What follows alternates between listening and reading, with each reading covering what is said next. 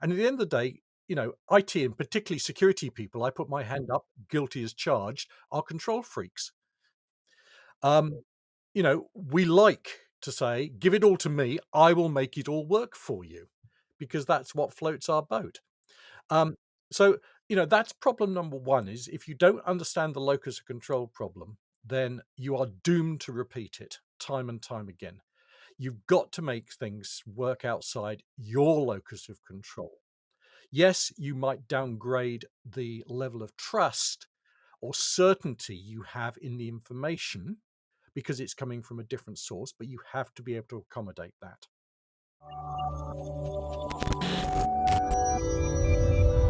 Hello, everyone. Welcome back to another episode of the 401 Access Denied podcast brought to you by both Delinea and Cybersecurity. I'm Joseph Carson, the host of the episode for today, and I'm really excited. This is one of my favorite topics to talk about, and it's really close to my heart. And it's actually, of course, very close to where I live in Tallinn, Estonia, which is all about identity. And we're joined by the amazing Paul Simmonds.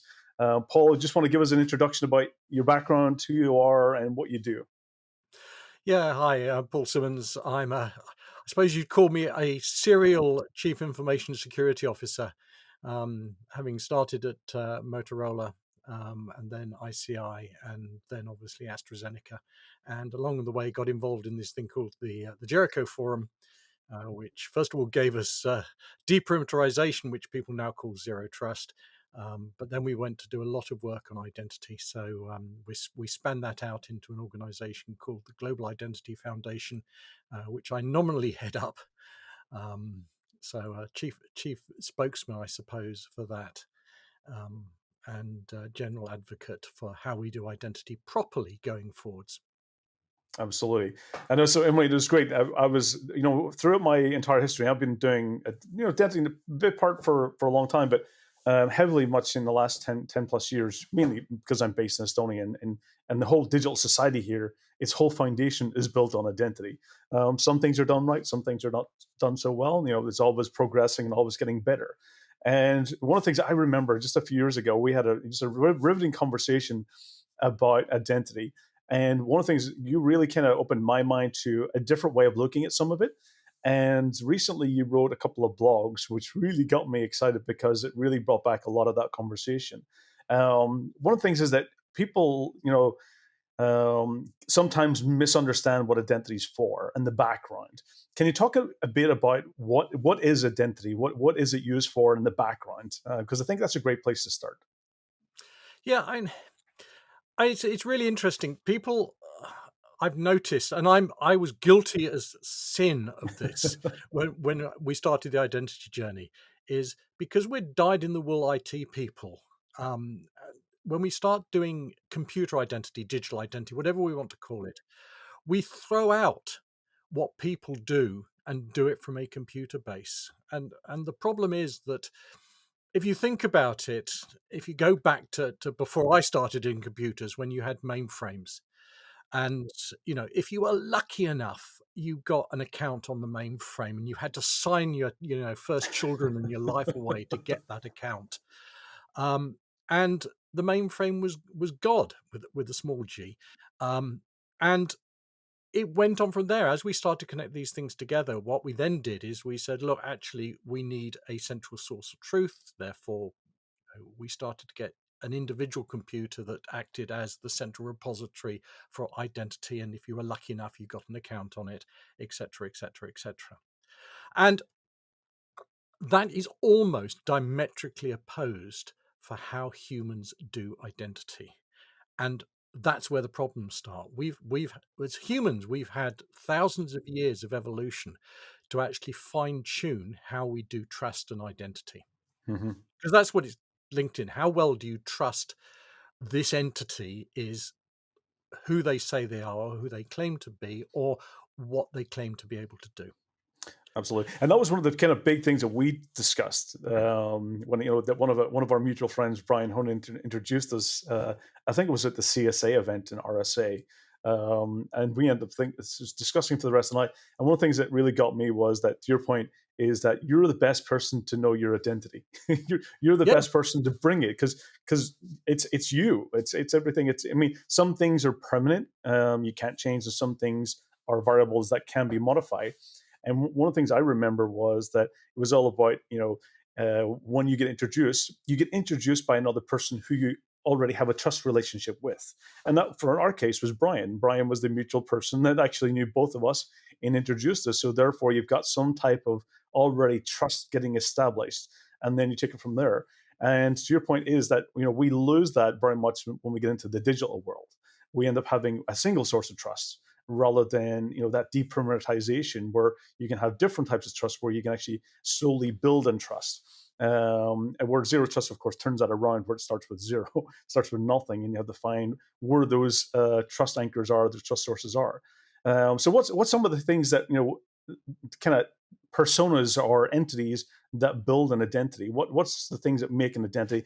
And those could be, in the physical world, such as, our name and date of birth and so forth, and that in the digital world. What builds an identity? What is an identity that that makes it?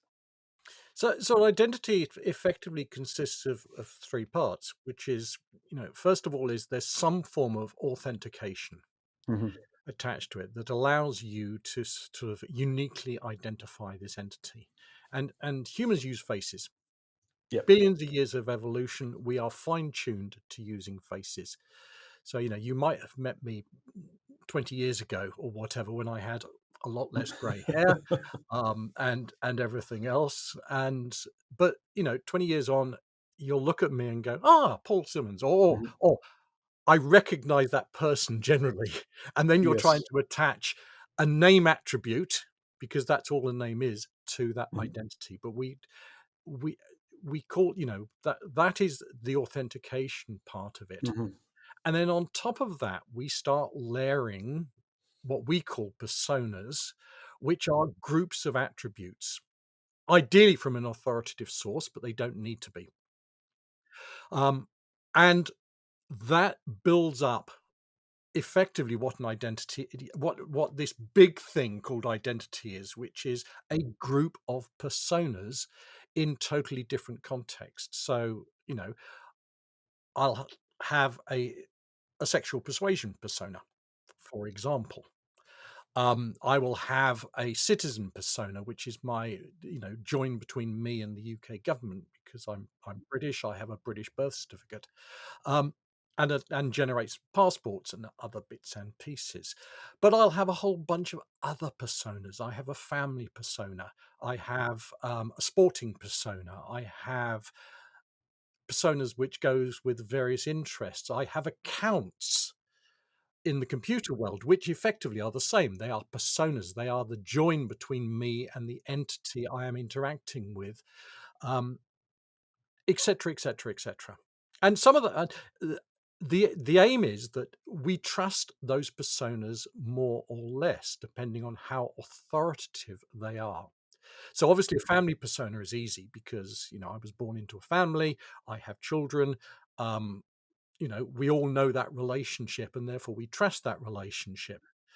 Um, but when it comes to other personas, it depends on how much you trust it. So my example is always, I mean, I used to travel into to London on an occasional basis, um, and standing on the platform for the train for the 7:10 from Gerrard's Cross every morning, there would be, for example, a woman standing there who, very British, stood in the same place every single day, got on the same carriage every single day, tended to sit in the same seat every single day, whatever, got off at Marylebone.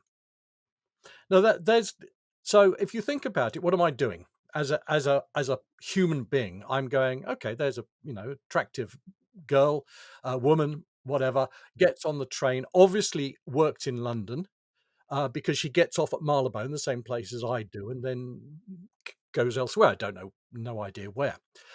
She obviously lives in or near Gerrard's Cross. So I'm applying a bunch of attributes against her face. That's it. Um, they're not authoritative.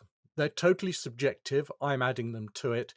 and everything else. Now, that was actually fine. About 2 years after I did this, I went to a party in Gerrard's Cross, and lo and behold, guess what? There was the woman who I got introduced to. So now I have a name attribute.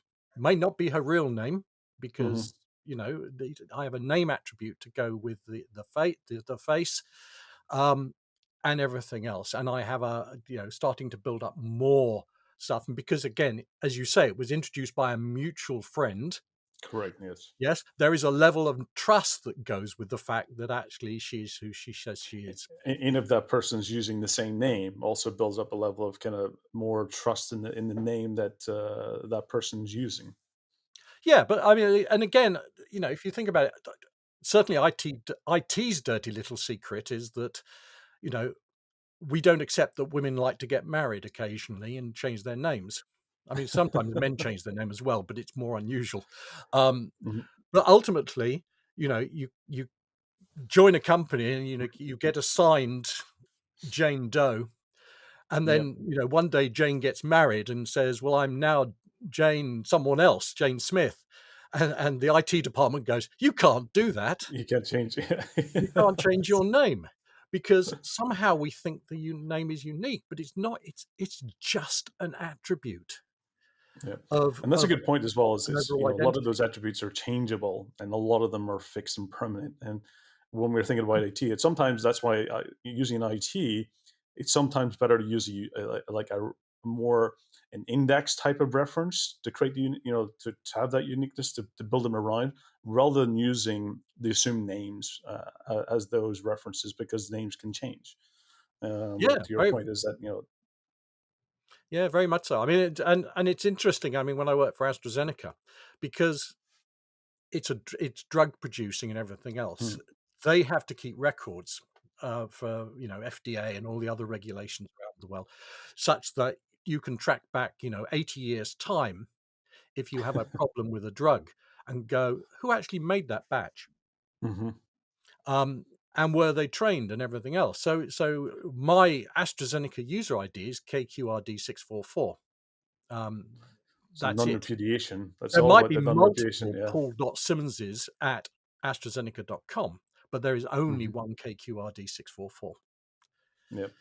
And that's why it's important to have those specifics, because then you can have even at least the anonymity as well, anonymous piece. If you need to go back and trace back of non-repudiation or proof of that history or proof of evidence, there's a way of also pulling that back as well. And that was one of the things here in Estonia as well, especially around things like the voting side of things, was that you can have that proof of voting, but that basically there's an identity that's given to the citizen that's fixed to that person. That person can change their name, they can get married, they can change their gender if they ever even wish to, or change lots of different variables about themselves. But that there's that fixed, unique identity number that is permanent against that citizen, and that's the one that gets basically referenced in all the different data vaults and data lakes and so forth. And if you ever need to, you can pull those attributes back in order to verify the citizen. So absolutely, it's a great way of basically making sure that one is you've still got some type of anomalous in the system itself, but you can go through in certain scenarios and have non-repudiation, have purposes of reason to have that exposed or revealed. Yeah, which of course is great when you trust your government. that's that's And that it's about and that's that's where one of the the things I problems get asked. start. I get asked a lot about the Estonian side of things as well, from that, trusting the government. And I think it's one of the key things that the government has done is that trust is not automatic. Trust is not something that's basically just a given. What the Estonian government has done over time is they are transparent as much as possible to the citizen. So the citizen has a certain amount of visibility into the data that is collected and generated on that citizen. So they can go in and see it, and they can see the uses and the transactions with that data. So it's all about making sure that you've got transparency. And I think that's what's over time, as long as there's no abuse of that the citizen starts building trust with the government into the use of digital services. So absolutely trust it's all about a matter of, and where does that that trust score where is it at any point in time, And that's something that it goes up and down depending on government changes. It depends on scams and other types of things that get disclosed. That trust kind of varies, but as long as it stays at a pretty good high level, then majority of citizens look at that and they buy into it and they accept it. But it's all about transparency. Trust is not, it's something that's just not automatic, and it's something that it's a digital society that all work together to self. It's almost like you auditing the government in some way. That the citizens have the ability to do that over time. Yeah, which I mean, it's been an interesting journey for me because, that was very much my perception when I started this journey. Hmm. Because I live in Britain. I mean, Britain hasn't been invaded since 1066. We are pretty much a benign Western country, for all intents and purposes. Um, but as I've taken the journey, it's been really interesting to talk Hmm. to an awful lot of people out there. And really a case of saying, well, how do you solve some of these the bigger problems where you don't have benign governments, or actually you have governments that go bad, and they do. My sister-in-law is Rwandan, and she was a refugee from the Rwandan genocide. She has one parent who is Hutu and one parent who is Tutsi, if you know your African history. And she ended up as a refugee in Uganda, as a result. And, you know, there we have an example of where identity information is hazardous to your health because the two, if you were a Hutu, the Tutsis wanted to kill you and vice versa. And she had one parent who was each, so she was Hmm. actually, couldn't win either way.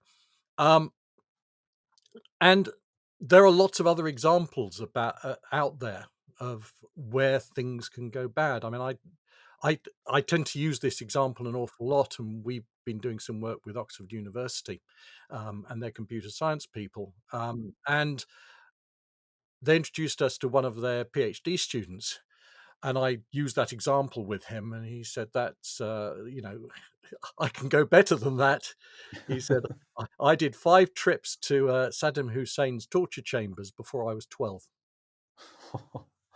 That's that reminds me. I think one of the conversations I had in the past was I was always thinking about the ability to and having the ability for an anonymous ability on the internet is one thing.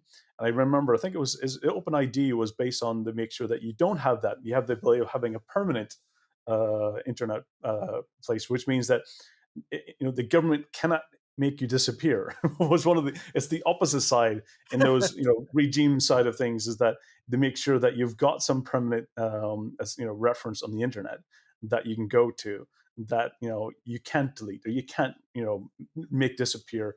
Because your point is, there's definitely some governments out there that they make citizens disappear.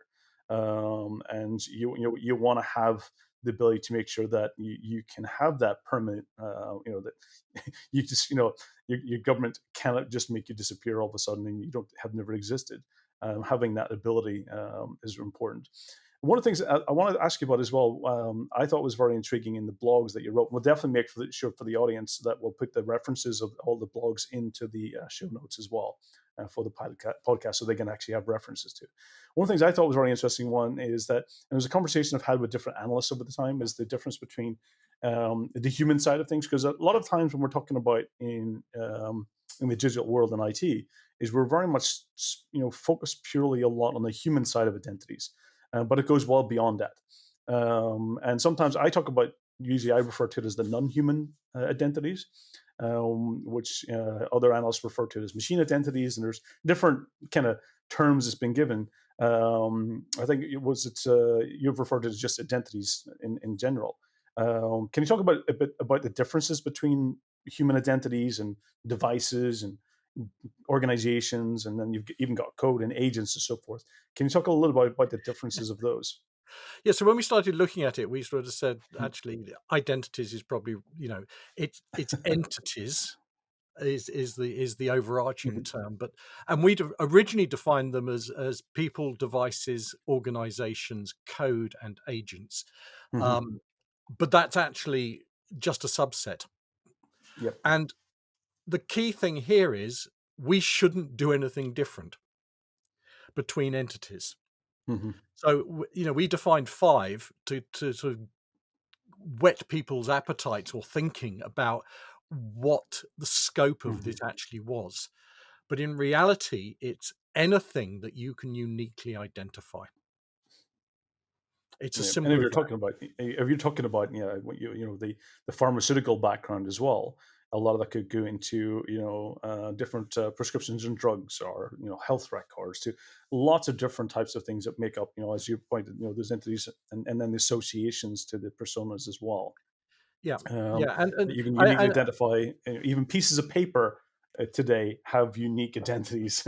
Every page that goes through a printer has a unique potentially identity that poten has the dots printed on it. yeah, potentially, yes. And the key behind this, and if you Mhm, take this sort of to its more logical conclusion of why are entities important, mhm, which is the big thing, and it goes to personas. So in a pure world, the join between the entities gives you personas. So if you think about it, entity, organization, UK government, entity, person, me, the join between us, digital or otherwise, it doesn't make any difference, is my citizen persona, because UK government are authoritative for my birth certificate. So there are 5 attributes that the UK government give me in the form of my birth certificate, which is name at birth, because remember it can change. Place of birth, which obviously doesn't change. Date of birth, which doesn't change. Sex at birth, which these days can change, or sex can change. Sex at birth we can debate, um, and the right to be a UK citizen. But basically, there are 5 attributes for which organisation, UK government are authoritative, and the join between me, potentially anonymous me, and UK government gives me 5 attributes that I can assert, signed by UK government, that only I can assert because I should own them. And we then have think about all the other joins in your life. So, when I join a company, then the join between me and organization, company, the join between me and laptop, my laptop, makes it Paul's laptop. The join between me and my corporate issued laptop makes it Paul's corporate laptop. That's the persona that goes with it. And all of those attributes, all of those personas will have a different set of attributes that we should be able to assert in a digital mhm. world or a non-digital world. We shouldn't differentiate between the two, Yes. I think which allows us. somebody always reminded me, they always had to remember that all identities are digital in some form or another. There's there's no, unless we're in the physical world, when we're talking about digital, they're all digital. That's Yeah, yeah, but we should be able to assert those, and mhm, when you receive those assertions, you should be able to look at that assertion and make a decision about how much you trust that assertion. mhm. Yeah. And So, what's some of those ways, to do that, the trust anchor, the rooted trust? What's some of those assertions to that you're either collecting and looking at identity, or you're providing? What's some of those assertions that you can do to kind of show that trust? so if you think about it, well, let's give you a really, give you an example. So, I want to buy a bottle of alcohol. Mhm, So think about it. So let's look at it in terms of physical and digital. So in the physical world, it's pretty easy. In the UK, you have to be over 18. I walk in with a £20 note. I want a bottle of whiskey. I walk into an off license and they go, grey hair? Yeah, definitely over 18. Um, some places in the world, you will still have to show ID. But in the UK, no, they'll just go, no, grey hair, £20 note. Here's your bottle of whiskey. Thank you very much. Pretty well an anonymous transaction, Yep. as much as you can make it. You can debate about cameras and other bits and pieces, but for all Yes, intents and the world purposes, of privacy is always a challenge today with the facial recognition going on. it's a private anonymous transaction. Yeah. Now try to do it in the digital world. How do you make that equivalent work in the digital world? Hmm. And the answer is, let's go to, a favorite e-commerce store that is now allowed to sell alcohol. Let's call it Amazon for want of, there are other vendors out there. Hmm. Um, in reality, think about how you do that in their world. So they are concerned with three things in the business world, which is, are they going to get paid for it? Are they going to get their license to sell alcohol revoked? And is it going to be a fraudulent transaction such that it gets reversed? So those are the things that need to achieve. So how do you do that? Well, first of all, I issue Amazon with an assertion that I am over 18. So because from my citizen persona signed by Hmm. UK government. So I give them an I am over 18 assertion signed by UK government. Yeah. And that is authoritative because they define how old I am because they issue my birth certificate.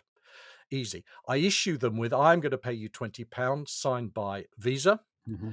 Again, we can do that as an as a one-way anonymous transaction. So that's easy. We could even do it Yeah. with Bitcoin. Um, and I'm going to give you an Amazon locker to put it in. Hmm.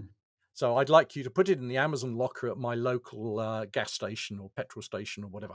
Yep. And Um, just a pickup point, simply a just a pickup pickup. point. Yeah. Yeah. And in return, Amazon gives me a one-time code, which is unique to me, that Hmm. only I can assert to unlock that locker and whatever. And because those three assertions need to be locked together. In other words, only one Hmm. entity could have asserted them, even anonymously. Yeah.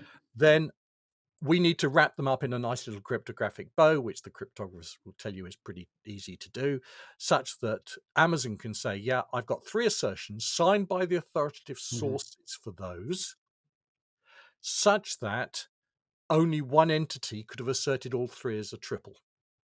Yep. And now you have the equivalent, the digital equivalent of walking into an off license and buying Yep. anonymously my bottle of whiskey. Yeah, So the only challenge with a lot of those today is that they're using your mobile number as a way of kind of a source of identity as well. yeah, So it's one of those entities, which in many cases is a part of your persona that's permanent in many cases, most cases. So they have the ability, to have that association. If you do that transaction multiple times, that mobile number becomes that kind of ab- absolutely. repetitive kind of reference. Yeah, no, very, very much. And that's the problem because the challenge in the identity world Hmm. is how do you prove the level of what we call immutable linkage? Yeah. How well the wetware, me, is linked Mhm. to the firmware, whether it be the device or the attribute or whatever. So it's that level of immutable linkage. And at the moment, yeah, absolutely. We tend to use a phone or a mobile device anyway, a SIM, Yeah. with a reasonably guaranteed unique identity. Exactly. Um, And this is something that kind of reminds me is what you're touching on is a conversation that I had with Ian Glazer on the exact same point, is that in the ideal scenario, when we're talking about going, similar process you're mentioning about, purchasing alcohol, is you're going to another country to rent a car, or you're going traveling and you're staying at a hotel. That a lot of the purposes what that hotel needs to do by law is verify that you're over the age of 18. And that's pretty much it. They just want to make sure that you're legally allowed to stay in a hotel, and that you have the financial funds to pay for the hotel. If you're renting a car, what the car rental company really needs to know is that, are you legally allowed to drive, and do you have insurance, and do you have the funds to cover? So they don't, and a lot of things when they collect the data, a lot of times the hotel will scan your passport, but they don't need all of that details in the passport. The only one thing that they're looking for is your date of birth, and yeah, that calculation is that you're over the age of 18.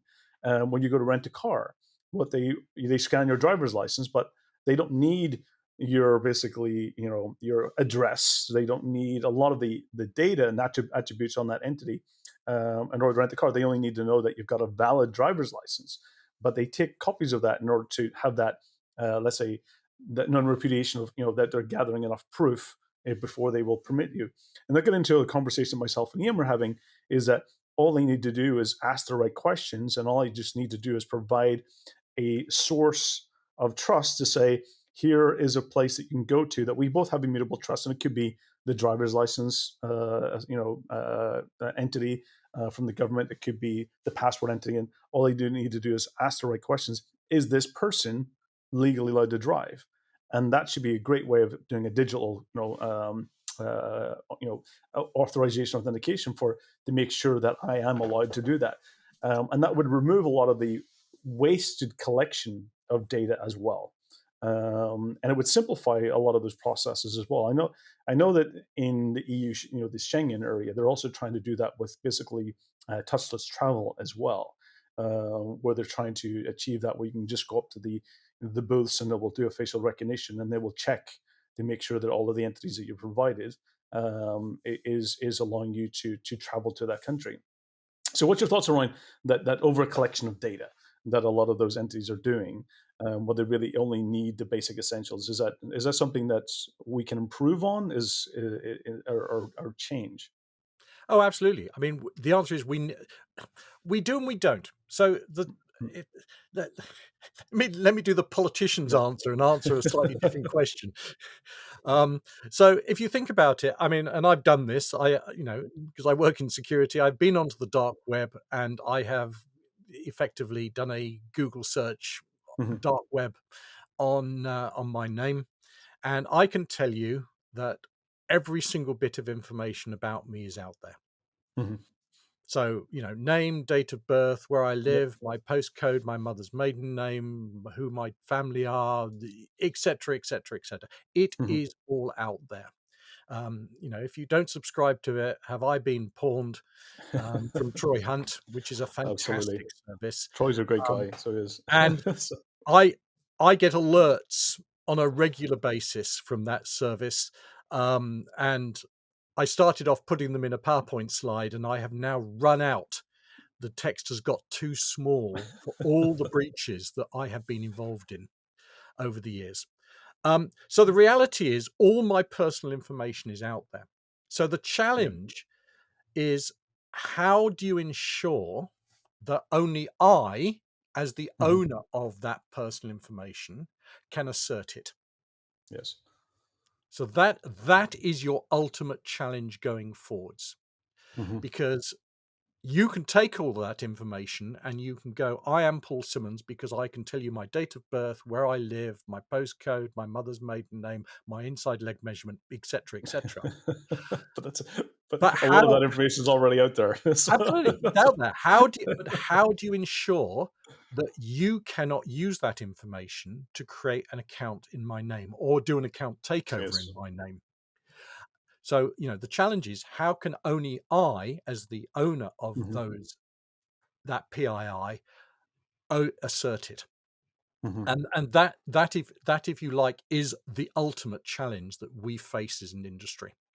Yep. And what does that then mean, to go back and to answer your original question? Yes, absolutely. We should only be asserting minimal privacy enhancing information. So I should not be giving, if you ask me to prove, are you over 18, I should not be giving you my date of birth. I should be Yes. giving you a digitally assigned assertion by UK government. Yep. Yes, so that when I give it to you, you can say, yeah, I can check that this is, what I'm checking is not that actually there is a central server that holds Paul Simmons' date of birth. I can Yep. check that the assertion you give me is signed by UK government, because there are only 350 odd places that issue passports. So Yep. holding 350 public keys these days is not difficult. You can cache Yep. that without any problem. So I can give you an assertion that says I am over 18, or in the case of a car, I am over 25 and under 65. Yep. Yeah, that That's exactly. I would love to find a way forward to make that it in all those different scenarios. There's certain things, solutions that can make it happen, but in a generic way for all of it. I would love to have a world where that being able to do that simply would be yeah. would be Well, the ideal way forward. that is the challenge. going forwards is how do we do that in a common manner and do it simply? And more importantly, how can I then Mhm. take those multiple assertions and connect them with a bow that says, Yeah, actually, they all come guaranteed, cryptographically guaranteed from one entity. yeah. You might not And the know great who thing, I yeah, am. in Estonia, it's almost that way.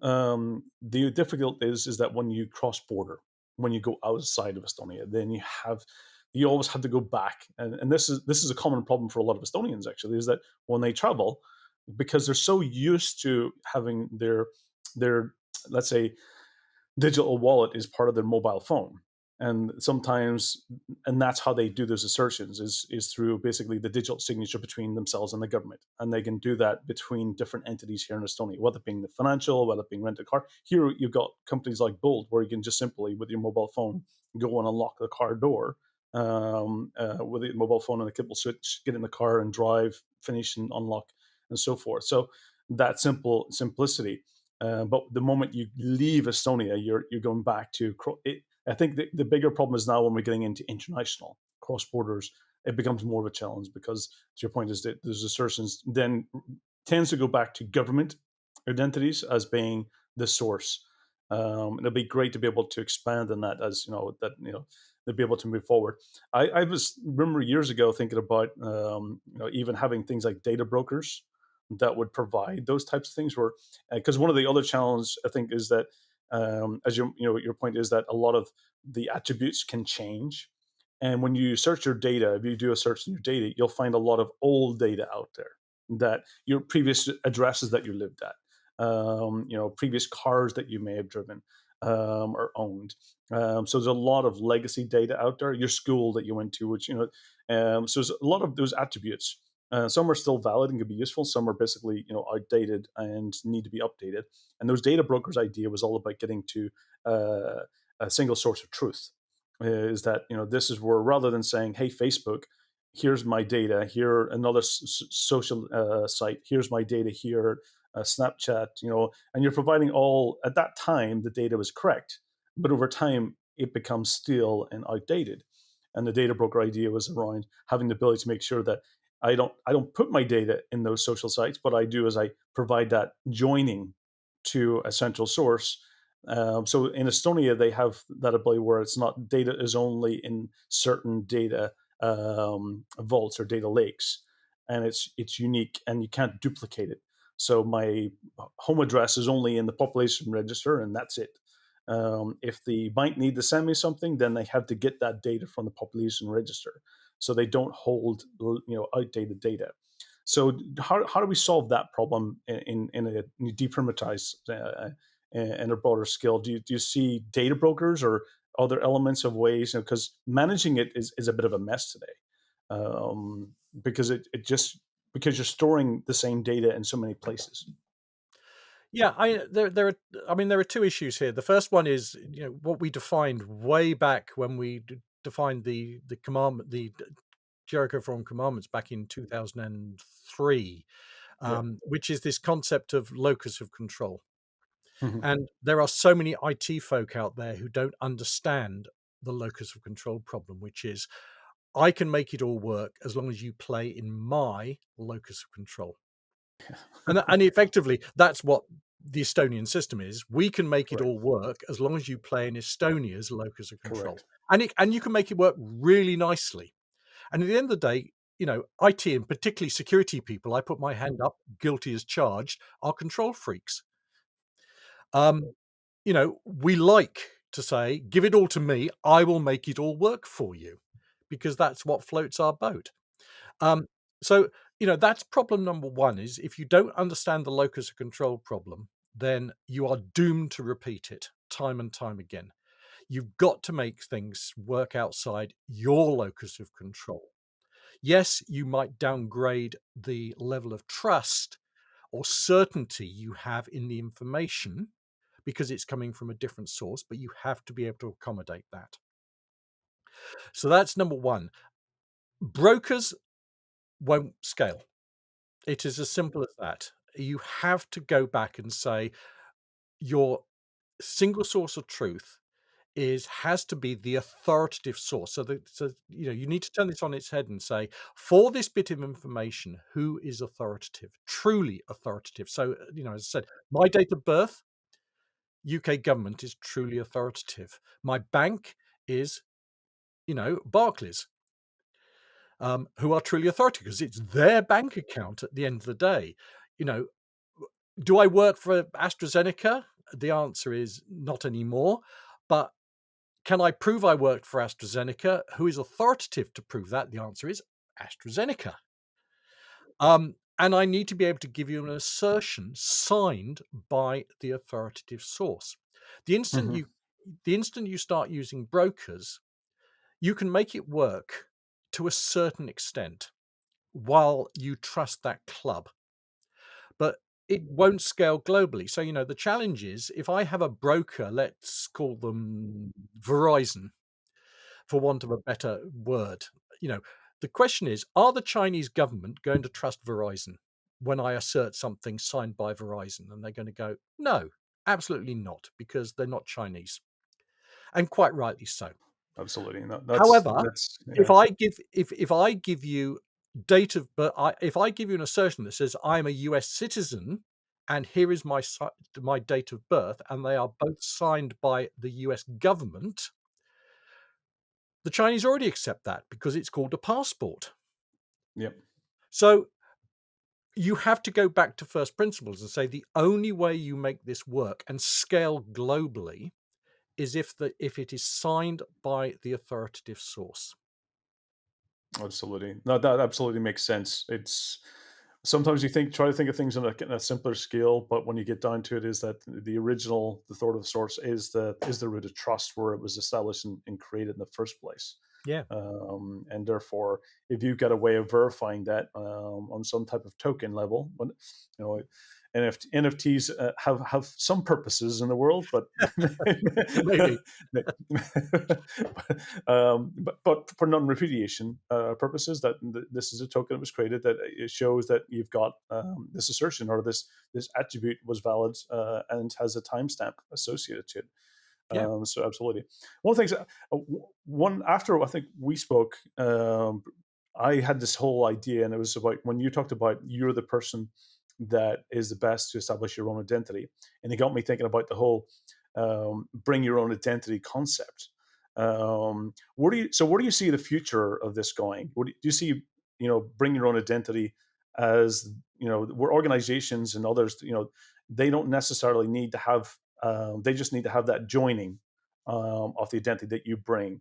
And to your point, is that authoritative level determines that level of trust that you might have, and the trust might be low, might be high, depending on the authoritative level. Where do you see the future going? Do you see bring your own identity as something that will become more common for organizations and businesses and governments, or do you see where do you really see the future in identity going? The path, the direction, decentralization. We've seen a lot of you know the where you have a lot of leverage of self-sovereign identity is, I guess, the technical term that we've been using for that. So, where do you see the future going? Okay, so I gotta make one caveat before I start and just say the problem with self-sovereign Yeah, identity, the problem statement I totally agree with. The problem is that the self-sovereign identity community are coming at it from the solution is blockchain. Now what's the correct. They're problem? coming. Which is I agree. You've got a solution that you're trying to fit into Yeah. to make that solve the problem, but So we have to remember what the problem is, yeah. and we So have to be open to the the solution. problem statement I did the self-sovereign identity crowd Mm, purport, I totally agree with. The solution, I fundamentally disagree with. yeah. So if you think about it, yes, bring your own identity, or actually bring your own assertable attributes. So I want a collection of attributes held probably in some kind of common wallet.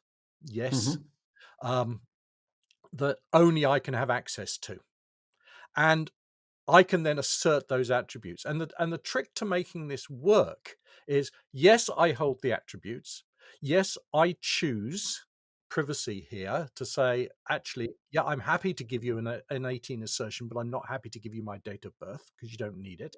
I am happy to give you an assertion, I'm going to pay you $20 for this bottle of whiskey, et cetera, et cetera. So that's fine. And I need to be able to wrap it up in this nice cryptographic bow so you can see it all comes from one entity. But then the other thing you need from a trust point of view is you need to be able to understand how well the entity is linked to the assertions. Hmm. In other words, so we did a proof of concept with a very high profile publicly known name, which I can't mention, No problem. working in their skunkworks labs. Hmm. And we actually built this with them. And yeah, absolutely. And one of the questions was, because this was selling stuff that needed an RU18 assertion that went with it, is how do I trust that actually mum hasn't sent little Johnny, who's 14, in to actually go and get these goods? Yes. Um, and so we had this discussion with the American executives that went with it and said, well, what are the what are your requirements? What do you think is Hmm. acceptable? And the answer was, yes, you need to have unlocked the device with a biometric, because we were using mobile phones, obviously. Yes. Um, and you need to have unlocked this device with a biometric assertion within the Hmm. last 5 minutes or 2 minutes or whatever, because at the end of the day, it's your risk. Time-based authorization. Yeah, that's It's your license. Ultimately, yeah. the people who are going to get dinged are the store, because it's your license to operate to sell restricted goods. Yep. So if you do this too many times, like selling cigarettes to 12-year-olds, you lose your license to sell cigarettes. It's as simple as that. Certainly in the UK. Um, so the challenge is you need to be able to the person who's taking the risk, the store in this case, needs to be able to understand not only are all the attributes I asked for linked cryptographically, that one's easy, but with that, you need the information that says, yes, and I need to know, because I require it, that actually those attributes were unlocked in the last 2 minutes or 5 minutes or 10 minutes, whatever your risk. And you need to be able to know with what degree of certainty is the wetware linked to the firmware. In other words, Paul Simmonds, or this entity here, linked to the mobile device. So you need to know the device and how it was unlocked. So was it unlocked with a facial biometric? Was it unlocked with a fingerprint or a pin or whatever? And what type of device was it? So that ultimately, if you want to do high security or higher security transactions, you need to be able to say, yeah, we know this device is now 5 years old and its fingerprint reader is so easily spoofed with a gummy bear that, yeah, we're not gonna let you use that anymore. We're going to depreciate your ability to use this make of device. Versus, I've got the latest, greatest OnePlus or iPhone or whatever, and we're really happy with that. Yep. So there's So you can lots of levels of risk that needs to be calculated abs- into absolutely, to and determine that. Yeah. the other key thing that goes with that is you never ever turn a variable into a binary, because again we do that Mhm. time and time again. We turn, Yep. you know, my example is always, look at the corporate world with Active Directory. So Yes. in Yep. AstraZeneca, I could log on to Active Directory with a username and password, and it could be very dodgy, and it could have taken 5 attempts to do it, and I got it right on the last one, and whatever. The problem is Active Directory then says binary one, this is Paul Simmonds, and it then Yep. passes that on And that's it to for the session that you've got for the all the session, for and passes the yep. binary one, this is Paul Simmonds, onto 137,000 other devices in the organization. Yep. You What is become wrong with this picture? yeah. In You that know, entire forest, you become Paul. yeah, exactly. It's Yeah. So if I everything can, that's from that top down level. The moment you've got the level of trust that's basically established, that just becomes the parent, and everything underneath in that hierarchy yeah, believes it. Yeah, and absolutely, and this is one of the good things that's going on in the zero trust discussion at the moment. Hmm. It is about continuous authentication. It is about Yeah. re-authentication. It is about risk-based authentication, um, depending on what the asset at risk is. So as I keep telling people, if it's the lunchtime server, then actually, Hmm.